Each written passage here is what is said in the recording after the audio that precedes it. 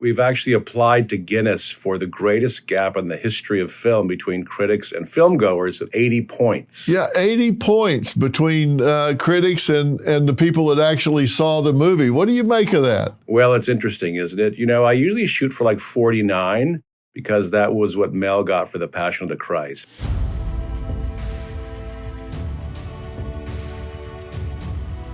Hey, everybody, welcome back to the Dr. Phil podcast. I got to take a minute to thank everybody for absolutely blowing this platform up. Since I've relaunched this platform, you have exceeded all of our expectations. You obviously care about meaningful conversations. Be sure and click the subscribe and follow button. Today, you're in for a real treat because I'm talking to someone that I call friend. His name is Mark Joseph, and this is an interesting guy, to say the least. We're talking about an acclaimed music and film producer. He's a columnist, as well as the founder of MJM Entertainment Group. And his latest book is so intriguing. It is Making Reagan, a memoir from the producer of the Reagan movie, and really offers a behind-the-scenes look at the challenges and triumphs of bringing the story of Ronald Reagan's life to the big screen. And when I say challenges and triumphs, this gives you a look behind the scenes of a real big screen movie and some of the politics that go into it, and dealing with fraudsters and saboteurs and all the things that go. It's just absolutely intriguing. So, Mark, thank you so much for joining me today. It's great to be with you, Dr. Phil. This is, and first off, congratulations on the movie. We're going to talk about the book, but congratulations on the movie. Number one at the box office, 98% on Rotten Tomatoes.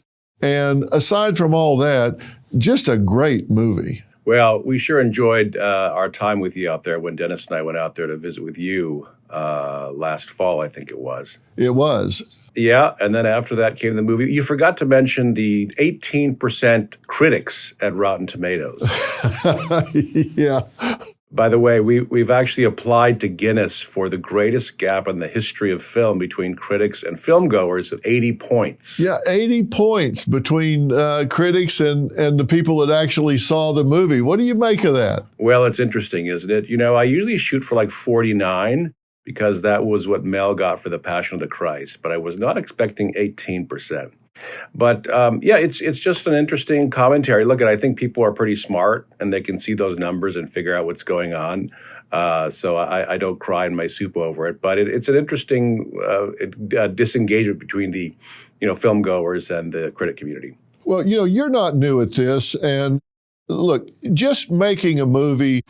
Let's just say you were making a movie about sunshine. I mean, dealing with actors, dealing with financiers, dealing with all the things that go into navigating the shifting sands of Hollywood.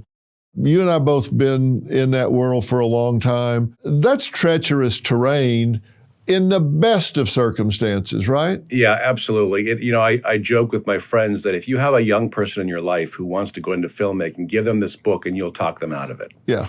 And they'll go into something sensible like dentistry or the law. It's incredibly difficult and it's treacherous. And so, the book really covers a lot of different areas. One of them is kind of in search of Ronald Reagan, trying to figure out who this guy was. And then the second is more the filmmaking process, all the things you talked about, the financiers who disappear and others who come alongside, and actors' schedules and so forth. But I think the primary thing that really interested me was, Ronald Reagan is really, really difficult to understand. There's a biographer named Edmund Morris who was hired to do the official Ronald Reagan biographer. And he finally threw up his hands and just said, I find the guy inscrutable, and sort of gave up and did a goofy book that was part fiction, part real. But this is a person who did not make it easy to be understood, but left breadcrumbs along the way. And so that was part of my challenge, was to talk to 50 or 60 of the people that knew him and worked with him and try to piece together who he was and tell the story. As I say, you're not a rookie at this. When you came to do Reagan and you purchased the rights, you were not naive about this. You had produced some short films in particular that were not middle of the road. Some of them were controversial, like The Bridge, for example. Talk about that short film a little bit. Yeah, well, I had been a part of, in one way or another, about 75 films. I worked at Walden Media. I think you may remember the Chronicles of Narnia, the Ray Charles movie, Because of Winn-Dixie Holes. So a lot of movies like that, Narnia was controversial in particular. I was helped to develop it and brought Disney on as our partner. Of course, the Passion of the Christ, I produced the soundtrack for that one. I didn't produce the film, but the soundtrack. But that one was, good grief, poor Mel endured so much on that one. So I had kind of been around films that had generated some controversy. But, with Reagan, I just wanted to treat him like a person, not a politician. And so it was similar to the Ray Charles movie that I'd been a part of when I was at Walden Media. We just wanted to treat him like a character.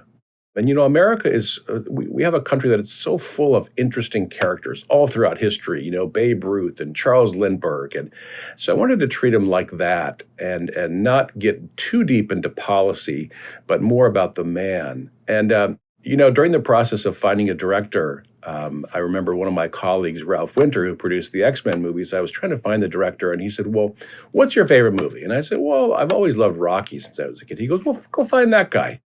And I go, well, he's probably not alive anymore. And I did, and sure enough, he was out there. His name was John Avildsen. And John passed away before we started shooting, but John and I, at one point, he was going to direct Reagan. And John used to tell me, he said, don't forget that Rocky was never about boxing. It's about the man who happened to be a boxer.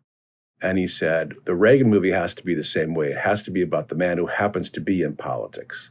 And so that's always the way we treated it. It's the story of the man overcoming the odds, facing so many challenges.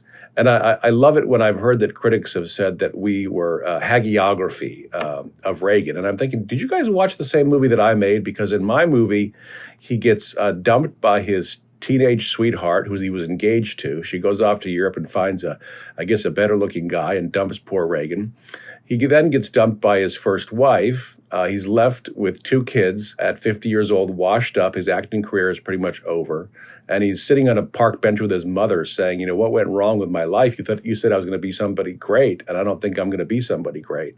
And so it's really the comeback and how he comes back. So that was always how we treated the story, not as a politician, but as a great story. You approached it that way from the beginning because you said that your interest in Reagan really deepened during a family vacation to Dixon, Illinois.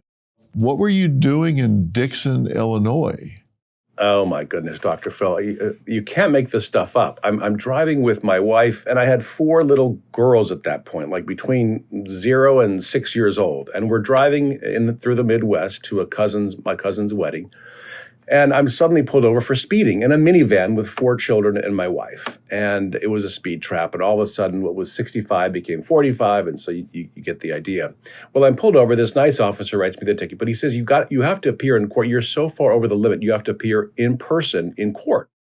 And I, not to be a wise guy, but I'm like, I can't come back in a month, from California to Illinois for a speeding ticket. Can I just, pay the fine and go? And he goes, I'm sorry, but you're so far over the limit that you have to be in person. So I finally talked them into letting me come the next day, which means I've got 24 hours to kill. But as I looked at the ticket he wrote me, it says, you must appear in court in Dixon, Illinois.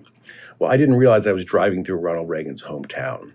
Well, now I'm stuck in Dixon for the night, and I have nothing to do. So my family and I, we decided to make the most of it and went to the house Reagan grew up in and the place where he was a lifeguard. And I think that's when it hit me that I was supposed to do a movie about him, against my will, I guess.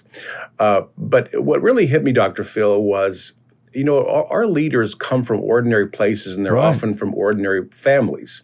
When you think about it, with the exception of the Roosevelts and the Bushes, most of our leaders are just ordinary people from ordinary places. And Dixon is a very, very ordinary place. And so it really struck me there, whether it's Ronald Reagan, Barack Obama, Joe Biden, Richard Nixon, you name it, fairly normal people. But our normal places give birth to really interesting and great leaders. And that's what really struck me by being in Dixon that day. So I have to thank that officer for the $500 fine he gave me that led to this movie. $500? Good Lord. Can you believe it? You've heard me talk about Jace Medical.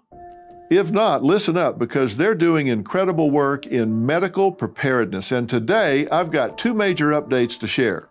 First up, the ivermectin use case. You've probably seen the headlines calling it a wonder drug. The scientist who discovered it even won a Nobel Prize, and now Jace is offering a 30-day supply at the best price you'll find anywhere.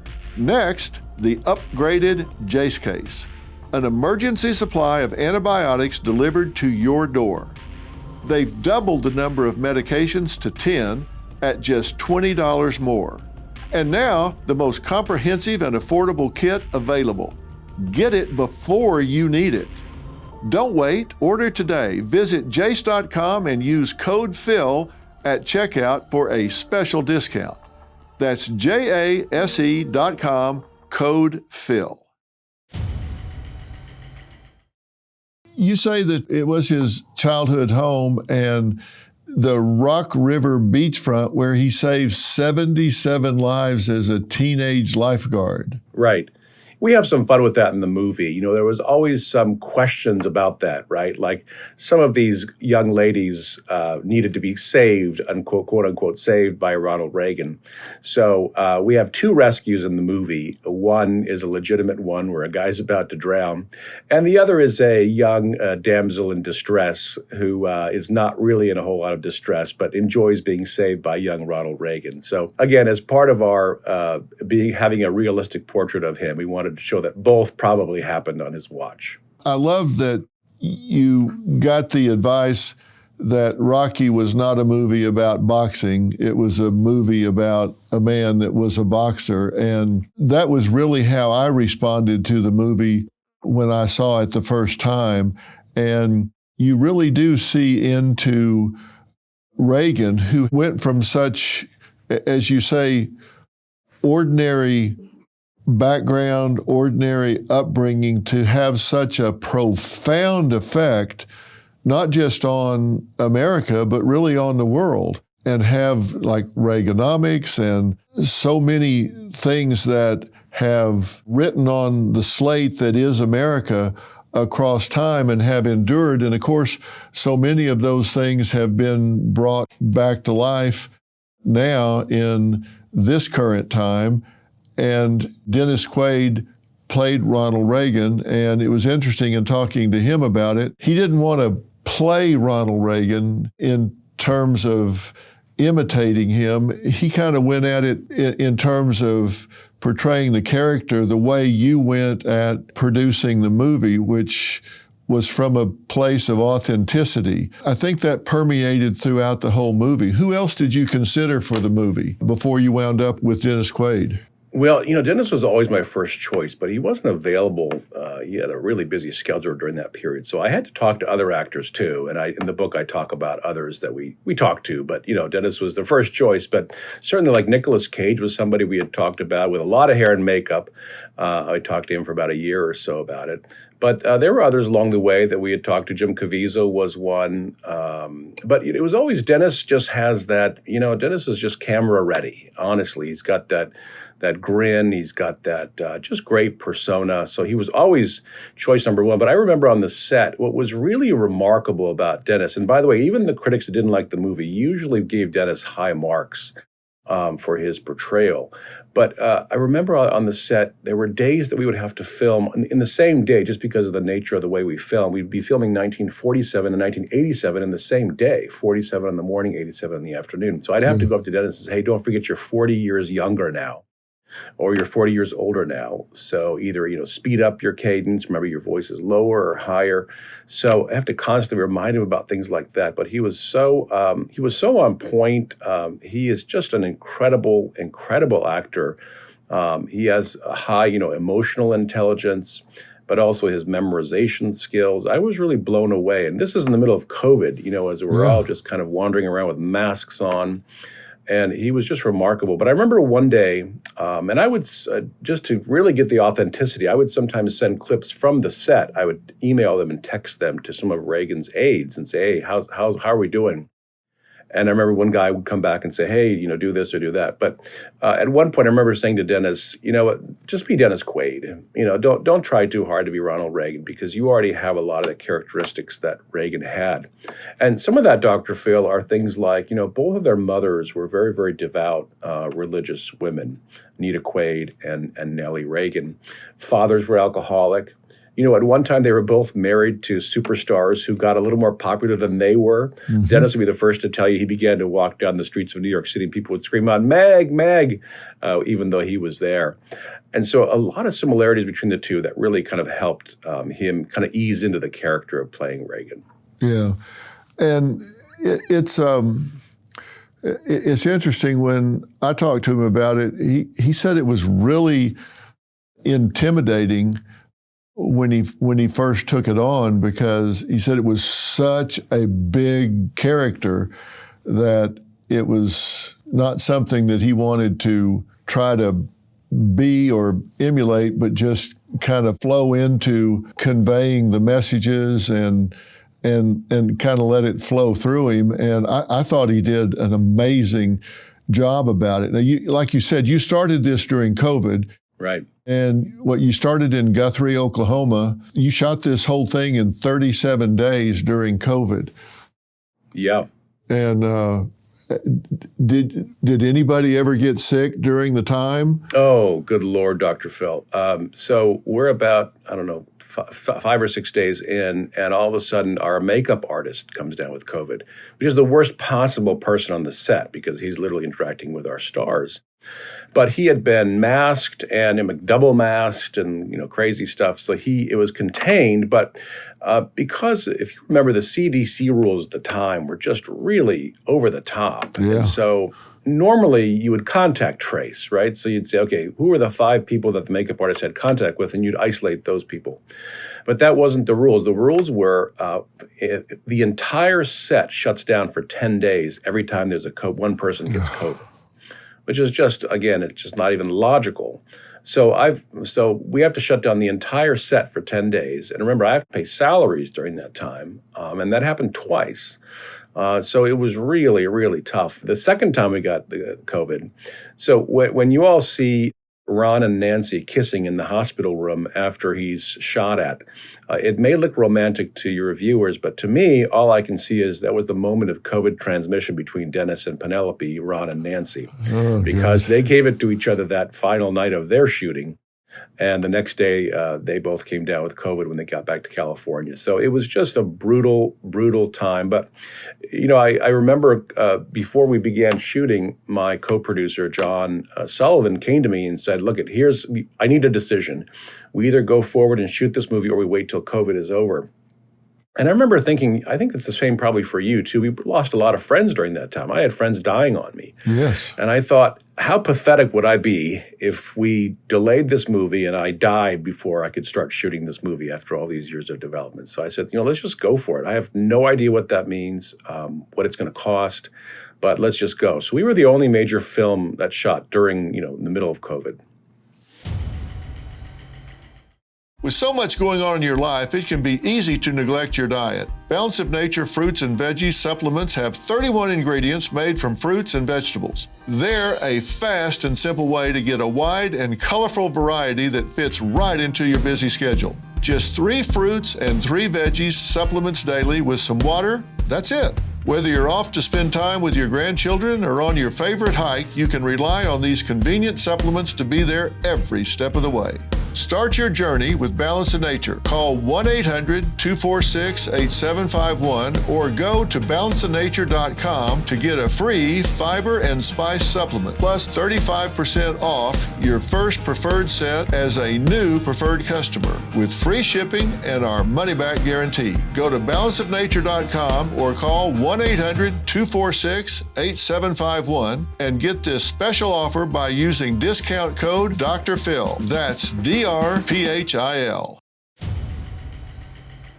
Like I said, it's tough making a movie just under normal circumstances. You do this during COVID, and then you've got a situation that's a hot potato in Hollywood because it's Republican.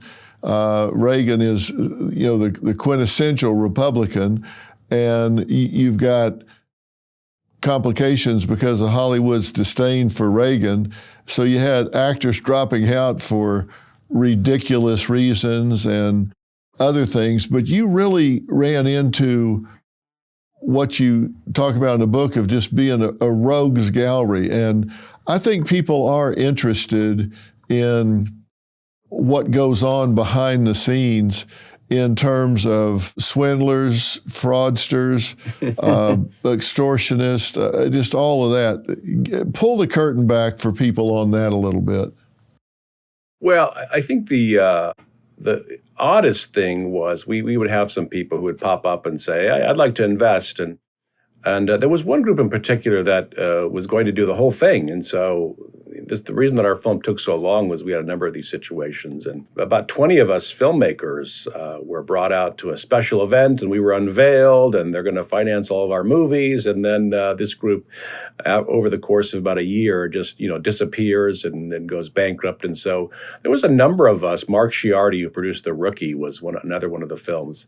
And so we were all kind of left holding the bag as this group just appeared and disappeared. We had that happen a lot. But eventually, we found a great group of investors. And then Oklahoma was a huge help to us. That's where we shot the movie. And they had an incredible incentive program. So basically, every dollar you spend in Oklahoma, they will give you X number of cents on the dollar as a sort of a tax rebate. So that was really, really helpful. But no, it's a treacherous business. In our case, the way we make movies is we bring the finished films and then we partner with studios. So we had great partners, believe it or not. Universal took the film around the world. Lionsgate did the domestic, and then Showbiz did the theatrical. So great partnerships, but we tried not to make a Republican or Democrat movie. We tried to make a movie that was for everybody. And don't forget, Reagan spent more of his life as a Democrat than a Republican. He was a Democrat until the early 60s. And so that's the spirit we tried to make it in. Does politics come up? Sure, it's just part of the story. But really the focus, there's an important scene where, Jon Voight is the storyteller. Jon Voight playing a fictitious Russian Soviet KGB agent who's retired now. And the whole setup of the story is this young Russian leader comes to visit Jon Voight's character, Victor, because he wants to know how the Soviet Union lost to America. And in the middle of the story, as Victor is telling the story, Jon Voight, he says that, the American presidents lined up against us for many years in the Cold War, and that it was a Republican and Democrat united effort against the Soviet Union.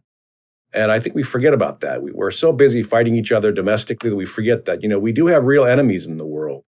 And they love it when we fight. Trust me, the North Koreans and the Iranians and the others, they love to see us arguing and fighting back and forth because it means they have a better shot at what they want to do against us. And so I think one of the lessons of the movie is let's not forget that we have more that unites us than divides us. And we have to remember that we have real enemies in the world who have a stake in us fighting each other all the time. I thought there were some reminders in this movie about what's going on, even was going on then. It's a reminder of what's going on today, about the fact that there are people embedded in this country that are here. Maybe today they're gathering intel on our energy grid, or they're getting information about agricultural plans or whatever, but that's not just conspiracy theory. That was real, and that's been confirmed since then. And it was very real during the Reagan era. Yeah, once the Soviet Union fell, we have access to their records. And so now we know what was true and what wasn't. And yes, it was true. They had agents all over the place, right? And the one thing I couldn't find was that they had, agents who were honeypots, that were, beautiful women that were there to lure Americans into, and get compromising positions. And I couldn't find anything like that on Reagan. I would have loved to have found something like that, or I would have put it in the movie. But we couldn't find that. But what we did find was that the Soviets began monitoring him in about 1947. And the reason they didn't typically care about actors in Hollywood, but they began to monitor him because he had testified before Congress in the committee hearings about communism in Hollywood. So that was the first mention of Reagan was in Izvestia, which is the Soviet newspapers around that time. And so over the next few years, they would make fun of his movies and give him bad reviews and kind of mock him. But that was the whole setup of the film that we made was we created an agent named Victor who he's the one guy who sort of spotted Reagan as a potential danger, but nobody else would take him seriously. And so his warnings went unheeded all those years. So that's the Hollywood part of our movie, was the creation of Jon Voight as Victor. By the way, I told John, this is going to be the greatest acting stretch of your career for Hollywood's biggest right-winger to play a communist. Yeah. That's about as tough of a role as it gets. Exactly. But I think the reason some of this came across as authentically as it did is you said you interviewed 50 people. I did. That actually knew Reagan. Yeah. What were the kind of things you learned from those people? What did they tell you that gave you the insights to make him so real? Yeah, that's such a great question because, again, that is the challenge here, was to try to understand him. And, it was people like Ed Meese and George Schultz who passed away since then. And also just, random people that I would meet. But it was probably 50-55. I think the biggest challenge for me was everybody loves Reagan and he's Mr. Perfect. And I'm like, guys, this is not interesting. We have to find either the dark side or something going on with the character, or else it's not interesting. Superman without Clark Kent is just not that compelling. What makes it so interesting is that the transformation that happens and that they're both the same person. And so that was what I was looking for. Now, I couldn't find dirt on him. Not that I was looking for dirt, but he just was a genuinely nice guy. But the challenges he faced and the difficulties he overcame, that was really what we settled into. Now, I will say that I did get some good stuff from one of his aides, Peter, I forgot his last name, but he wrote a book on Reagan, and he was an aide back in the 70s. And it was funny. I said, Peter, you've got to give me something human about him. Nobody's perfect. And I said, what would make him angry? Would he get angry? And he said, yeah, he would have a quick flash of temper and then it would pass. And I said, well, give me an example. And he said, well, one day we overscheduled him. And I gave him the schedule for the day. And he said, Reagan looked at it and he threw his glasses across the table. And he said, fellas, I cannot do all this in one day. And then it quickly passed. And so I'm like, okay, that's good. That gives us something to hang our hats on. And if you notice in public life, there's 2 times when he loses his temper like that, kind of. The first time is when he says to the group, I paid for this microphone, Mr. Breen, because they wouldn't let somebody else debate. And the second was the very last day of the campaign in 80 in San Diego. He's just about had it with his heckler. And this heckler won't stop. And finally, Reagan just leans in and says, shut up. And it's a human moment, right? It's like, okay, he's just like the rest of us. He's not Mr. Perfect.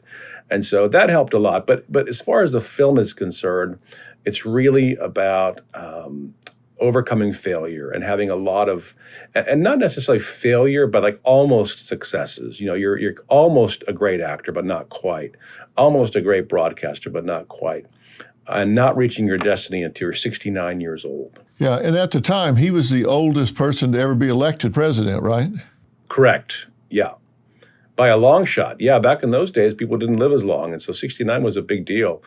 And in the film, he loses, when he's 65, he loses to Gerald Ford, and he really felt like that was his last shot. And so there's a great moment in the film. And again, I got a lot of these anecdotes from the people that were with him. And I was talking to the guy who was there. He said he was there the moment that Reagan lost to Ford. And I said, well, what did he say to you? He says, well, he turned to me and said, I guess it wasn't God's will. And so we got into that level of detail of being able to get those stories right. What did you get in terms of the people that knew him, family, others that really were Reaganites? What was their reaction to the movie once they saw it? Yeah, there was 2 things that really stood out for me. One was to have Dennis Quaid, who's been in 152 movies. I mean, think of the movies he's been in. You and I have watched a lot of them, I'm sure, from The Rookie to Frequency. For Dennis Quaid to tell me this is the favorite movie of his career, that's a big deal for me as a producer. It doesn't get much better than that. we were traveling one day. I'll never forget. We were out in your neck of the woods in Texas, and he did an interview in the morning, and he said it was his second favorite movie. And by 3 o'clock, he said it was his favorite movie. So something happened in those 5 hours that brought it from number 2 to number 1. Yeah. But that was really gratifying. And I would say second would be Mike Reagan. Mike came out to the premiere, Reagan's son. And, look, I had no idea what Mike was going to say. He could have said this movie's terrible and how dare you, whatever. I just don't know. I mean, I've known Mike for years, but he's not going to spare me of his true feelings. And he called me up the next day or texted me the next day, and he said, if only my brother and sister could watch this movie, they'll finally understand Dad. And I thought, oh, man, that's about as good as it gets from his son. And so I was particularly concerned because, Mike's mother, Reagan's first wife, Jane, she's a little a tough character in the movie, right? So I just didn't know if I was going to offend Mike with that. But he said, nope. He goes, you nailed her. Yeah, that's exactly the way she was. He said one day, just to give you an idea of what she was like, he said one day that Reagan had a speech on TV when he was president, and he called his mother up, Reagan's ex-wife, and he said, Mom, what did you think of the speech? And he said, Mom said, I didn't like those speeches back then, and I don't like them now. So that's the way their relationship was. But she did vote for him twice, but she didn't like his speeches. Yeah. Well, that's real, though. I mean, that's what people need to know. It's what they need to hear. Yeah, she was a tough character, and we in the movie, Mina Suvari did an incredible job of playing Jane, and just, a lot of an edge, not a little bit of an edge. She was tough, and she did not like the politics. Interestingly, she was a Republican, and of course, he was a Democrat back then. So, but she didn't like his involvement in the Screen Actors Guild. She wanted to be an actor. She hadn't signed up for him being a political type. And all of a sudden, he was becoming that. And I just don't think she could have taken him to where he needed to go. It was almost like that was Nancy Reagan's role. And somebody had joked, I think it was Reagan's son, had joked that if it wasn't for Nancy Reagan, Ronald Reagan would have been the host of Unsolved Mysteries, like Robert Stack, and couldn't have reached his destiny. So a lot of it is about destiny. And that, each of us has a purpose, something we're supposed to do in life, and we need help to get there. I didn't have the privilege of knowing Ronald Reagan, but I did have the privilege of knowing Nancy and having dinner with her. She watched your show. Yes, she was a big fan of the show, and would argue vehemently about how things should be handled, and she was very opinionated. Right. People wondered how much he depended on her and how much she ran the country versus him running the country, particularly towards the end. What was your intel on that in talking to these 50-plus people? Yeah, look, we wanted to really make sure that the viewer knew that we had the integrity of not being beholden to anybody. So even though we had great friends up at the Reagan Library and the museum, and we were not ever in any situation where we had to have script approval by anybody or Mrs. Reagan or family members or anything like that. We were totally free to tell the story. But she did. I sent her a nice note just saying, "Hey, here's what we're doing," and she said, "Great, thank you for letting me know." We don't endorse projects or whatever, which is fine. That's what we wanted. But she just asked that I send up a note whenever we were doing something or making an announcement. So I would send up a note saying, hey, next week we're announcing such and such. That was the extent of it. But look, she was a very powerful woman in the traditional sense. There's a scene in the film where if you look carefully, she's talking to Reagan on Air Force One about Iran-Contra and what she thinks he should do. And she's kind of yelling at him, but she quickly turns around to see if anybody else is listening. And that's one thing that her aide told me she would often do. She would talk, directly to Reagan, but only the two of them when it was just the two of them. She would never do it or dress him down in front of other people, sort of to spare his dignity. And so we even captured little things like that. And, Penelope Ann Miller, who played Nancy, she just really threw herself into the role as Dennis did and researched and read books and talked to her aides. And of course, then I would bring in folks to watch it. I brought in their longtime aide of 10 years, Peggy Grande, when we had a first cut. And I said, hey, are we capturing this? And she said, absolutely, this is how they were with each other. So, it was really a challenge to get all that down and make sure for the viewers that the viewer can know that we were not carrying water for anybody. We just wanted to tell the story as accurately as possible. But the characters is really what it's about. And Nancy is just such a great and interesting character. A bit of angst as you watch it. You can see Penelope kind of channeling that angstiness. Almost, she had to make up for Reagan's lack of angst by having some extra angst on her part. So when it was all said and done, and the cast looked at it, and I assume they did, how did they feel about the end product? How did Dennis and Penelope and John and Justin and Dan? I mean, how did they all feel about it? Well, we had a great, fun premiere at the Chinese Theater in Hollywood, and of course, I said Michael Reagan came, and there his mother's footprints and handprints were there, where we were having our premiere. So we had a great time. Yeah, Dan Lauria, who played Tip O'Neill. I forgot to mention Dan. He was there as well, and he was such a great character. And I also wanted to mention, Phil, that when we were on set, again, we were in the middle of an election year for the first part of our filming. And look, I have actors all over the map on this movie in terms of their own views, right? It was funny because one day John Voight would go off to a studio and record one of his pro-Trump little 5-minute vignette videos. And then I'd have Mark Moses, another of our actors, flying to Montana to do a fundraiser for the Democratic nominee for the Senate. So we were all over the map in terms of our cast. And yet we all functioned, we got along, we had a job to do. And everybody set aside whatever their differences were in the middle of an election year. And I think that's what we have to get back to as a country. We have to be able to set aside our differences and work together to achieve a common goal. And that's what we pulled off. And so, our actors were happy with the work. And I involved Dennis and Penelope in particular. They were able to see an earlier cut and kind of help to shape it and guide it as well. So it was really a collaborative process between myself, director, the writer, some of our actors, and really make sure we were getting it right. I'll just tell you one thing in our test screenings that we figured out early. Initially, you didn't meet Dennis Quaid until 25 minutes into the movie, right? Because we were doing the childhood. And, our test audience were like, hey, we came to see Ronald Reagan and Dennis Quaid. What's going on here? And so we realized we had to move that assassination attempt up to the beginning because people really wanted to see how Dennis was going to handle Reagan. And I think he pulled it off. I think that was a good adjustment because you're right. I mean, people want to see, they're curious, and he was so spot on. In fact, you kind of see him different. I told him one of the things is I've never caught him acting. That's kind of my measure when I watch people, and sometimes people overact, sometimes they're struggling, but I've never caught him acting, and I sure never caught him acting in this movie. Wow. It just seems so natural.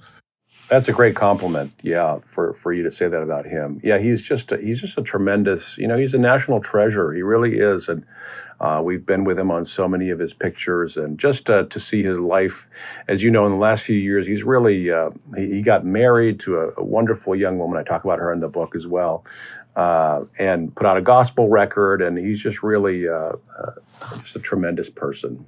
Well, I've known him for, I guess 20 years. We've played golf a number of times and hung out and had lunch and just visited and stuff. I've watched him evolve across these years, and always fun, always gracious human being. And I don't think he would have played this character as well even 5 years ago. Correct. This came at the right time for him personally, in my view. Yeah, no, you're exactly right. It's funny, though, because in the 1964 speech that Reagan gave, it's called The Speech, Dennis and his dad listened to the speech in real time driving down the highway there in Houston, Texas. And that's the stuff that you just can't make up. Yeah. And his mother was 92 years old. She passed away before he began filming, but he had called her and said, "I'm up for this role." And she was so excited about it. But I have to brag on his wife, Laura. So when he first started dating her, one day he called me up and he's like, "Hey, I'm dating this girl named Laura." And so I meet her, and there's a big age gap between them if you read the tabloids, whatever. But I meet her, and I remember putting in my phone, I put her name, and then I put Quaid, and I said, "Dennis, you cannot let her go. She is amazing." And she's been a huge part of what you've talked about this last several years in his life. She's been an incredible rock for him. And just sent to really help him and compliment him, and it's been a great partnership. So she was a big part of what we did as well. Yeah. Well, I can't let you go without finding out what's next for you. Well, I can't say who, but I have 2 rock stars in mind that I'm developing. I said, I'll give you the Ronald Reagan treatment. And so 2 names that you would recognize, but I can't wait to come back on and talk to you about it. But we're just in the development phase and writing treatments and telling their stories. But yeah, rock and roll and redemption. There's some great stories out there too. Well, don't forget about us. Let us know when you're ready to talk about it. You're really great to pull the curtain back on this and let people know. And if you haven't read the book, Making Reagan, then do, because if you're a fan of film, this will give you great insight about what goes on behind. And let me tell you, as I say, Mark is no rookie coming into this. He'd been involved in dozens and dozens of films and short films, plus music and all before this. And anybody that hadn't been would have never gotten this done. It would have, there were so many opportunities for this to fail and not get made. But it took a pro to get it done, and he got it done. And God bless you for doing it, because it is a work of art. It will stand the test of time, and you had the right person at the right time to play the role, and you had the right person at the right time to make the movie. And thanks for telling us about it. Thanks for pulling the curtain back. You want to buy the book, you want to see the film, and you'll watch it more than once, by the way, because there are nuances in there you won't pick up the first time that you will pick up, particularly watch the movie, read the book, and then watch the movie again, and you'll be astounded at what you pick up the second time through. Mark, thanks for spending time with us. Thank you, Dr. Phil. Hope to see you soon. All right, we'll see you soon, man. So long.